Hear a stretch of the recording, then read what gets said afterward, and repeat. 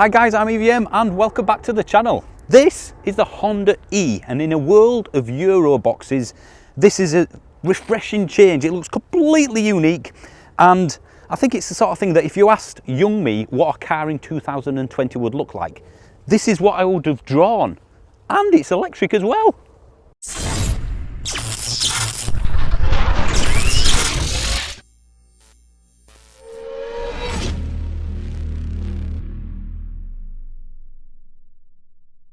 As usual, I'll have a look around it and then we'll take it for a drive. But after driving it just for even a short while, we have realised that this car gets more looks than anything we've ever driven before. And that includes exotic cars as well. People just look at it and think, it's from the future, it's great. It's like a, well, if it was a cute puppy dog that peed on your floor, you would forgive it because, well, just look at it. I don't have to say anything. It's just so different and refreshing. You will either hate it or like it. I think it really will divide opinion. This black band across the front, that actually is quite functional. It hides stuff like the radar guided cruise control, camera there. The logo unfortunately doesn't light up like the concept did, so that's a bit of a shame for me. And it is more aerodynamic than it looks. This is the charging port, I'll show you that in a second. And look, wide arches. They actually really do flare a lot, and it just looks really cool. From the side, a couple of unique things to point out. The arches obviously you've already seen. These are the wing mirrors, but they're not wing mirrors, they're cameras. So you have an image on the inside of the car, which we'll show you in a second. So that kind of puts a few people off, but it does make sense. If I unlock the car, you can see the handles are flush, but pop out when you come to them. And this is a 5-door, sorry. It's not a 3-door. If you just push this bit here, you've got a decent entrance to the rear. Overall, I think, yes, it does look kind of boxy, but completely unique side profile. From the back, it's almost a mirror of the front. It's got the same cute appeal, the big black band hiding various cameras and logos and lights. Some of you will hate this, I'm absolutely certain of that, but it's different and that's why I like it. Now the boot, little bit of a weak point there. So let me show you this one. It's quite small. In fact, no, it's tiny, microscopic. This is it. An up-close shot of the boot just to show how small it is. You do have a little bit of storage under there just for a cable, and that is it. But that's it. That's your lot. I mean, just these charging bags are taking up a significant amount of the boot. From the back, let's have a quick look. That's it there. We'll obviously show you more in a second. And from the front, here we are. There she is. Okay, let's have a look at the interior, and if I turn the car on, you'll get a nice noise. Ooh. And you'll notice that the entire dash is effectively a big screen. These are the wing mirror cameras that I mentioned before. There's one there, of course, and one on the other side, and you also have a rear one. But it's a lot cleverer than it looks, because if I flick it down like this, it becomes an actual mirror. You might not be able to pick it out on camera, but that's a normal mirror now. Now it's a video camera, so it's very clever and quite easy once you get used to it. Now, the screens, they're going to, we'll come back to them in a second actually. Let's have a look at the steering wheel. 2-spoke, which is, you know what, I quite like that. It feels nice. You do have a lot of buttons here, but they are all quite functional. This is the dash binnacle display, if you like, that gives you all the information, speed, charge, whatnot. Right, the screens themselves, which is kind of a complete unique selling point in terms of this. So you've got the sat-nav here and another screen there, but they are completely interchangeable. If I press that button, ooh, you can switch it around so the passenger can see the sat-nav, which, yeah, all right, then it might not be usable, but you can do that for a lot of different functions. Harry, if you could press the aquarium button, which you may have already spotted this on other reviews. Ooh, look, you've got an aquarium. It doesn't come up when you're driving, but I guess it's something to look at. But there is something completely unique and immensely cool about this, and that is down here. We have a HDMI socket, which means you can plug anything into that, like a games console, for example, and play it on here, which I think is really good fun. The door has kind of this material all over it, and you know what? I actually prefer this to a traditional kind of plastic interior car. It's very hard wearing, it feels soft, but yeah, I really like this. The plastics are solid, the buttons again, typical Honda build quality. The door bin isn't massive. You can fit a small bottle in there. And if I just look at this one here, thank you, Harry, you do have another cup holder there, which is a bit bigger, but I believe that isn't standard on all of them. So I'll just put that back for a second. You've got the climate control functions here with actual knobs to turn, which is good because you can do that whilst you're driving. I like knobs. I'll rephrase that. I like things to change. These, very solid. They don't look like they're going to kind of come off anytime soon. So there's absolutely no build quality problems. This isn't wood, but looks like wood. It feels really nice, actually. I do like that. It doesn't look or feel cheap. A few buttons, again, that's your volume for your audio, on and off. So there's enough buttons in here so you're not all like a Tesla, where it's all touch screen control. Not everybody likes touch screens. On the center console, we have the handbrake, the drive mode for sport, eco and so forth. One pedal driving, drive, neutral, reverse and park, of course. And that's kind of fake wood effect, but it does feel quite nice. Bit of storage here. Now this, I quite like the good thinking that Honda have put in, because look, I can take that out and make a bigger bit, or I can think, well actually no, I want a small bit there for some reason for the key, and reconfigure it all. So yeah, a bit of thought into the interior here, so that's pretty good. And down there you have a bit for your smartphone, but there is one thing I'm about to show you down there which is almost a bit of a game changer for me in EV world. This is a 3-pin plug socket inside the car. You have, of course, the standard 12 volt as well and some USB, but 1500 watt from a 3-pin plug. So you could genuinely bring an Xbox, a laptop, a fridge, a microwave, anything up to 1.5 kilowatts and use it from the car. Just back to these for a second, because you can adjust them. If I just move that over there, so you can adjust them like you can a normal wing mirror. It does kind of make you feel like you're spying on people though, because you're basically panning a camera around. So it does take a bit of getting used to, but you do get used to it very, very quickly. And that I actually think is a cracking idea. But overall, this interior feels, I would say, quite premium, high-end, solid, and completely unique. Right, let me have a look at the back now. Now this is of course a city car, a very small city car, so how have they done for interior space? Right, the seat as usual is in a position for a 6-footer, and I do have a bit of room. I can spread my legs because I'm a man, and you know what, I'm actually quite comfortable. The seat material is the same as the front seats. Looks hardware, it feels nice. It's actually a bit of a change from leather. One thing that's worth mentioning though, the seats aren't very, they're quite shallow. I do have a bit of gap under my thigh there because, yeah, so I think it's short trips only. Headroom in the back, it's actually pretty good. Again, I'm not the tallest person in the world, but but you do have a bit of space in here, and you have quite cool LED lights in the ceiling. If I press these buttons here, ooh, it is like being in an IKEA showroom to a point. I mean, that's the dash from the back, and well, that is completely unique. You're never ever going to see anything like that again, I don't think. Very quiet, and I mean quiet for an EV, quiet, not just quiet for a car. I mean, there is no wind noise at all, is there? Does it feel like 2 tons of car, or almost 2 tons? It's a heavy car, isn't it? I guess that's an EV thing as well, but yeah. Despite its looks small. Yeah, I suppose that's what you're getting with modern EVs, because they are so heavy in relation to a small, normal car. You get a big car feel because the suspension is set up for a heavier vehicle, isn't it? So you get, you know, a bigger vehicle. The dampening is set for a much bigger car, so it does kind of give you that big car feel, if not physical space. Just so no, it is quite airy inside without the transmission tunnel being there and the centre console being a lot smaller.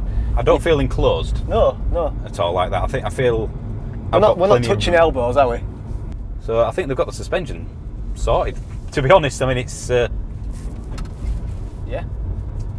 You wouldn't think that you're in a small car. You wouldn't know. Yeah, I think that's the thing we can take from it. It's a car with personality. Oh, it is. I mean, the interior is so unique. I can't even. Yep, he's watching it go past. Yeah. Almost with an open jaw. Like that. People buy Ferraris, and maybe not everybody, but some people will buy it to be seen in. Yeah. It's a Ferrari. Oh, look at him in a Ferrari. This will get more. Outstaged you. Yeah. Honda. Yeah. Someone will look at the Ferrari and this pack next to it. I think this will get more attention. Yeah. We've just had just at the junction there was a group of lads went past in the BMW, and all of them looked. Yeah. There's a bit of a lag there. Hey, watch this. I'm going to put my foot to the floor. Now. There is, isn't there? It's almost like they've designed it to drive Like a petrol. like a petrol car, yeah, where you don't get that instant response. Is it feeding the power in, do you think, so it doesn't slip? So you don't spin the wheel. Yeah. I mean, we are in sports mode, so you would expect, Some slippage. yeah, just instant response. It's like turbo lag is, yeah. on an EV. EV. I believe it's got around 150 brake horsepower and something like 350-ish newton meters of torque. Wow. That's what you can feel. It does have that over-engineered feel to it, doesn't it? Yeah. The interior, I mean, that's, I think, something which I really like about this car. It's a proper bespoke chassis just for the Honda E. They've not modified a petrol one. It's not a combined chassis where it can do both. It's just for this car. And they've said, we're not going to do any other car, but, well, Yeah. it's a manufacturing. Yeah. They probably will, in my opinion. But the fact it is a custom chassis for an EV is exactly why people like Teslas, because you do get that extra space, that extra bit of engineering that's not necessary in a petrol car. Once you get in it, it makes sense. You can tell straight away, can't you, that it's not a borrowed chassis off a petrol. Yeah. So let's see what this is like On the motorway. on the motorway, because small cars typically are noisier, aren't they? Yeah, I tell you what, I like the cameras. they're good. They actually make a lot of sense. The blind spot doesn't exist. Well, yeah, because it's a camera. Yeah. And at night time, they're meant to be immensely better than effectively just your own visual field. Yeah. They've got a coating to stop the rain sticking to it.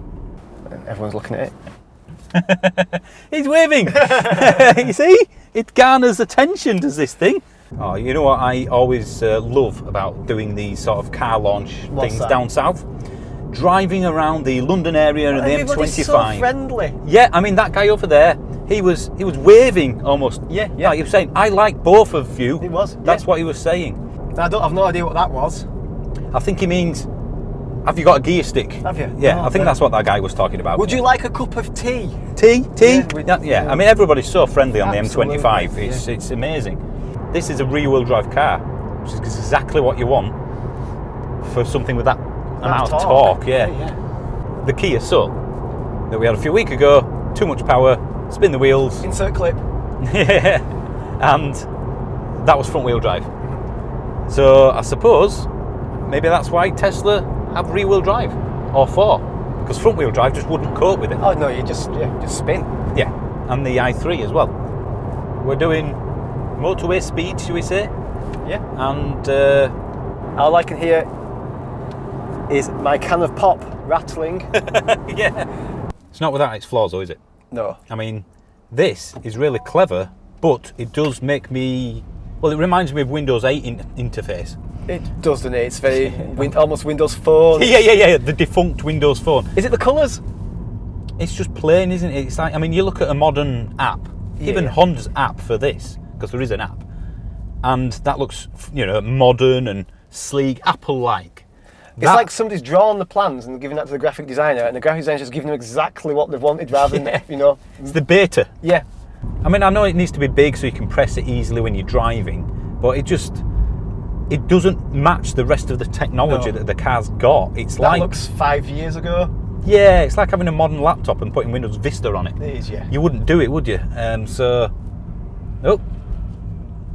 I saw him way closer or sooner and easier than I would have done with the wing mirror. I'm liking these. I really am. They're really good, aren't they?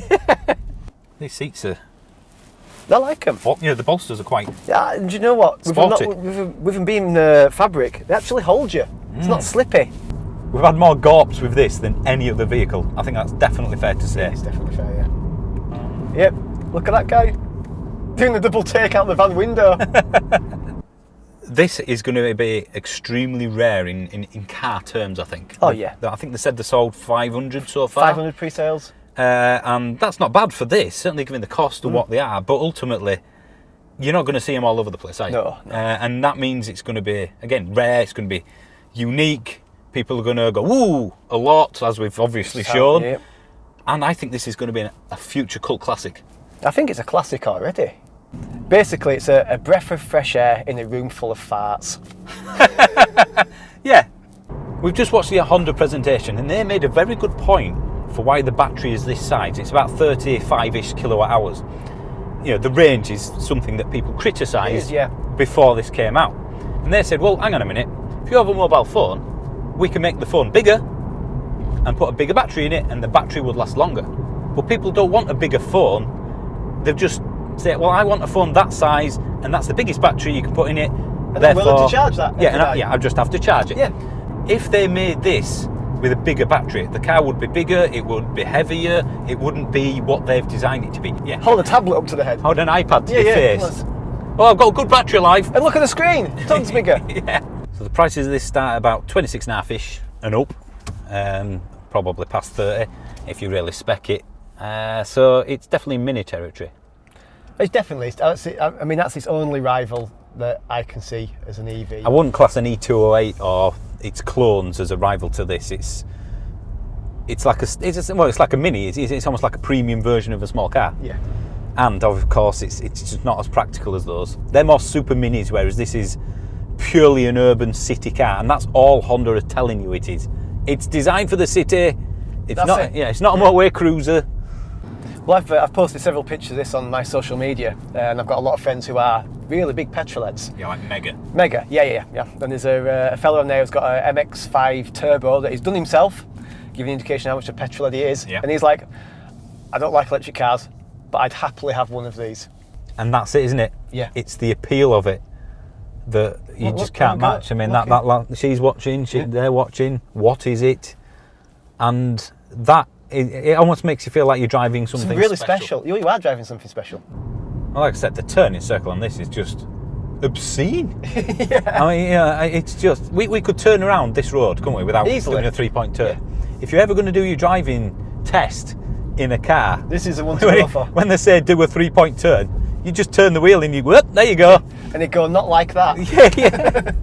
It's, and I'll put it on the screen, but it's almost at a right angle to the car, isn't it? Corner wheel is just doing that and almost scraping around. There is something about a rear-wheel drive car, isn't there? That just makes it more... Yeah, and that's actually an important point. This is 50-50 weight distribution, which won't mean a lot to everyone, but... If you know. That's, in handling terms, that's very good. That's what you want, isn't it? Yeah. It does have one pedal driving where you get the fiercest regen, and when you come to a stop, it's almost too fierce. But I would like a stronger regen setting because there are 4 that you can pick from, and it's got flappy paddles to adjust it like the Kias. Yeah. So you can adjust the regen level by flicking these here, and it's not strong enough for me, even on its harshest setting. It's kind of unless you put it on that. Then that's too much. And then it's almost too strong. The sat-nav is a bit old school, isn't it? It reminds me of a TomTom from like 5-10 years ago. Yeah. It just has that look, just like the interface. Yeah, it just looks a bit dated in a car that's meant to be very modern. I do like the idea of the HDMI button though. I mean, you could literally, like say, Chromecast or just plug your phone with a converter cable into the HDMI and watch anything whilst you're charging. Yeah. That's the Tesla advantage gone immediately with the HDMI socket. Such a simple thing. Yeah, why has nobody thought of this before? It does have liquid cooling, we're told, on the batteries, so no rapid charge gate a la Nissan. Let me put it in one pedal driving for you. Oh my God. It stops a bit dead, doesn't it? It certainly does. It's like somebody stamping on the brake. It is, yeah, it is. I don't like that. That's a bit much. It's a bit harsh. It is a bit much, isn't it? It could be doing it a little bit more progressive. Have you noticed it's like everyone that looks, they don't want to make it obvious that they're looking. It's a boob look. Yeah, it's like looking, yeah. Here's a question for you then. You're a petrol head. I am. Mini Cooper S owner with various works additions and modifications. Yeah. Unless your insurance company is watching, then you've got no modifications at all. I haven't got any modifications. Would you go for an electric Mini or this? Let's assume same price. Ooh, they're very different, aren't they? I'm sat in this now and I'm loving it. Yeah. But I think if I had a Mini, I'd want to drive them back to back. But just from driving this, I think this is completely different to the Mini, isn't it? I think, yeah. It's only comparable to the Mini because it's an electric vehicle in the same price bracket. I think I'd get more of this just because it'd get more attention. And I think this will hold its value more because it will be so unique and rare. Yeah. What do you think? Again, it's not boom, is it? It felt quicker from there, from where you're sat, but no, it don't feel like it's 150, does it? No, which is with instant torque added and the EV thing, it should feel quicker, bizarrely. Yeah. During this, we've been averaging 4.1 miles per kilowatt hour, and I would say we've been driving steadily due to the roads we're on. But by no means economically. Yeah, so it seems about as efficient as you'd expect, but without long-term driving testing. No way, no way. Hint, hint. Yeah, if Honda are watching. Sat-navs is a bit strange though for me because it gives you points of interest, like petrol stations. Well, yeah, they're always a point of interest, aren't they? Well, yeah, that's where I want to visit in an electric vehicle. And golf clubs. Even though you wouldn't get your golf clubs in the boot. So it's a generic sat-nav system, I guess, that's gone in it. Well, TomTom Mark 1. You kind of think, don't you, if someone gets in this car and they need parking assistance, there's something gone. Something, yeah. How did they get their license? Yeah. I mean, the back of the window is the back of the car. It's tiny. You've got an immense turning circle. Why would you need parking assist? There is something I'd like to add to this all. I do have a little bit of bum ache. It's almost like the seat. Well, like I said before, my lower back is a little. Yeah. Now we haven't adjusted this that much, have we? No, we haven't. And they are quite adjustable, as you can see. But so we might be being unfair. But I don't think we're the first people to mention the quite narrow seat it's quite bases. a short seat. Build quality is Honda. Well, it's fantastic, isn't it? Yeah. I actually do quite like this wraparound screen thing. Only the UI is definitely kind of Windows 8. Yeah. The 3-pin plug that can go up to 1.5 kilowatts. Again, an absolute game changer. If you're going camping and you're joining someone that's bringing a tent, obviously, you could literally power the entire campsite. Everything you want. Yeah. It's like a little puppy that gets away with all its things it doesn't do very well. Yeah, you forgive them. Yeah. You forgive its small boot. If you buy it, you know what you're getting into. You know the boot is small before you buy it. Yeah. You know the range isn't 200 miles. Before you buy it. Yep. So, again, it's all about expectation, isn't it? And I would say that this surpassed my expectation. Yeah, it is, isn't it? The interior, I think, on camera, looks a bit bizarre. It does, yeah, but once you're sat here, it really works, doesn't it? Yes. It's for such a small car, it's very airy. Is it the perfect second car then for those that can afford it, of course? I think so. Yeah, I think if you're looking for a small car and you've got the Mini in your vision, have a look at this. I think you'll change your mind. Do you think you could live with that boot?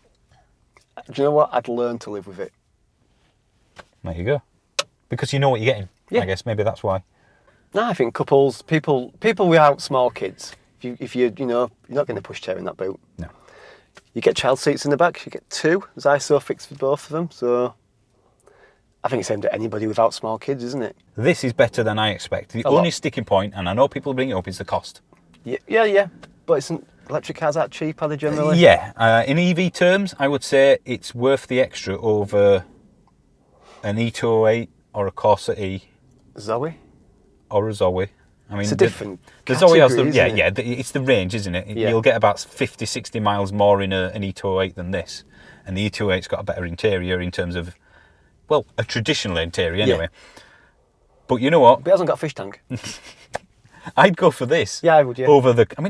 Look at it from the outside. Yeah. I could park this on my drive and I'd just be looking out the window every so often and looking at it, a little smiling back at me. Yeah. Look, it's still there. Even winks when you turn it on and off. Yeah. And I would go for this over all the cars we've just mentioned, unless you need that range. Yeah. Right, we're done. Hope you enjoyed that. If you're thinking about buying one of these, by all means test drive. They are in the dealerships now, are the demo versions, so you can actually test them. It's only COVID which has delayed this launch, but I think nearly everyone out there will just love it after you've driven it. So if you don't like it, drive it anyway.